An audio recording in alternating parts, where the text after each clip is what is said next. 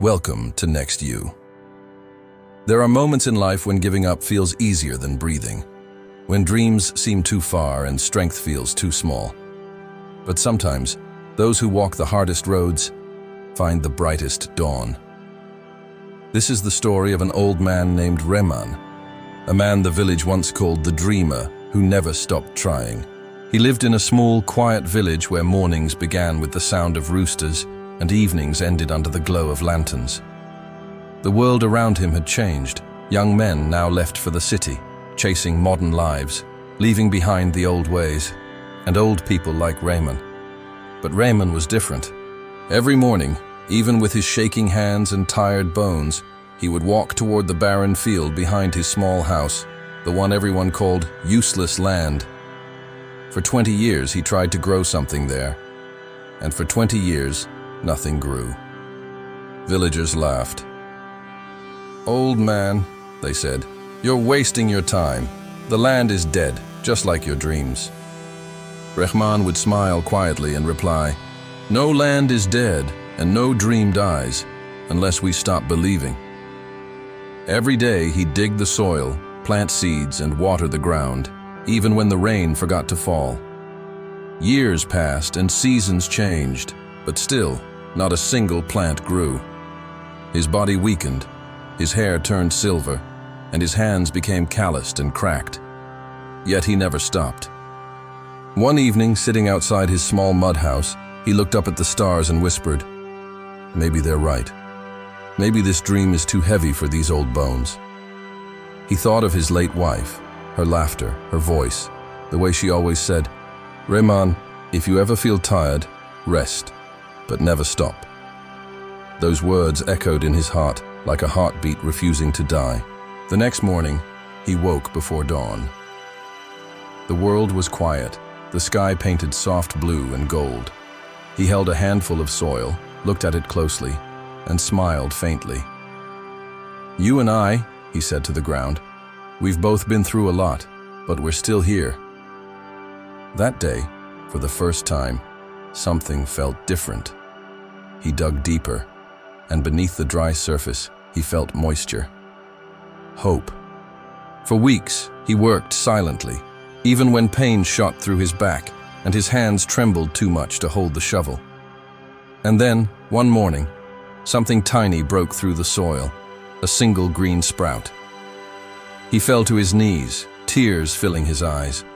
After 20 years of failure, life had finally answered him. But the story didn't end there. Storms came, winds tore down fences, floods washed away crops. But this time, Rehman didn't break. He rebuilt everything, again and again. The villagers watched in silence now. The man they once mocked had become something else, a symbol, a living proof that persistence is more powerful than luck. One day, a young boy named Sammy came running to Rehman's field. "Uncle, why do you work so hard every day? Aren't you tired?" Rehman smiled. "Tired? Yes. But giving up, that would mean my life had no meaning. You see, boy, the world only remembers those who finish their race, not those who stopped when it got hard." Sammy sat beside him for hours, watching how carefully the old man worked. Day after day, the boy kept coming back. Slowly, he started helping, carrying water, planting seeds, learning quietly. Years passed, and the barren field turned green, not with just crops, but with hope. People from nearby villages came to see it. Some called it a miracle.